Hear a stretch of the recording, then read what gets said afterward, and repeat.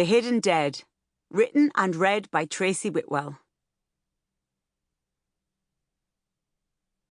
Prologue. Chosen. I hear it, crystal clear from within the fog, only a few feet away, that unmistakable timbre. My heart leaps, and Thor's expression changes to fearful wonder. Tanz, did you... I touch his arm. Shh.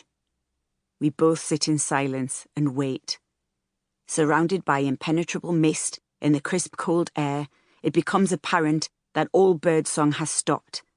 Everything has stopped. Perfect, unbroken stillness. Then the voice once more. Come. I stand in answer, and so does Thor. Are you hearing him in Icelandic or English, Thor? He whispers back, Icelandic. You? English? Fuck. I take Thor's hand and lead him to the rowan tree.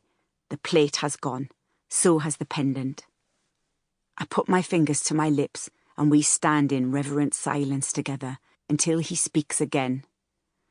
With thanks, Chosen and Thor, it is time. Follow. My heart leaps in my chest like a startled rabbit. Thor tightens his grip. Despite the fog, we can see a shadow ahead. Both of us. We shouldn't be able to see it, but we do. It radiates light, but dark light, if that's possible. It moves away from us, and a shadowy arm indicates a direction. Follow. Hand in hand, we do as we're told, and follow the shadow into the deepest fog. Chapter 1. Almost a week earlier. Zoo. When Sheila and I arrive at the mansion flat in Hampstead, it's already dark outside, even though it's barely 5 p.m. The flat itself is flippin' beautiful. Sheila lives in a fair-sized studio room in Crouch End that's decorated like the inside of a particularly flamboyant gypsy caravan, a style she carries on into her own attire. I have my bigger, but still modest, rented flat up towards Alexandra Palace, with a tiny back garden and a looming end-of-contract headache. But this is the Sistine Chapel of apartments. If the Sistine Chapel had lush cream carpets deeper than Southwell Park Lake. Bo, who owns the place, is Chinese, and I'd say around 40 years old, though I can't properly tell, as it looks like more than a smattering of Botox going on there. He has close-cropped glossy hair and wears a cashmere roll-neck sweater and very expensive trousers. He smells like heaven, in a spicy tobacco and Tuscan leather way, and has a perfectly clipped English accent. He gets us both to take off our shoes and leads us through the vaulted hallway into the posh-as-hell living room with its cream walls and crimson cushions.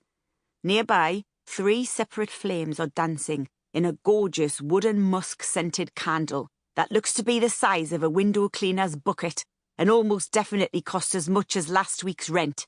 My rent, I mean. I can't imagine Bo ever having to pay rent.